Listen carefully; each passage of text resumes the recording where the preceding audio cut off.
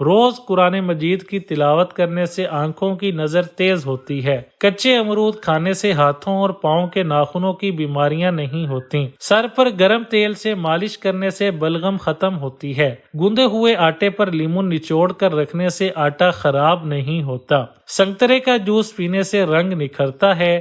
دائیں جانب لیٹ کر سونے سے عمر میں اضافہ ہوتا ہے۔ نہار منہ دہی کھانے سے چہرے کی جھریاں غائب ہو جاتی ہیں۔ بکرے کی چربی کھانے سے بال سفید نہیں ہوتے۔ مرغی کا گوشت کھانے سے وزن جلدی بڑھتا ہے۔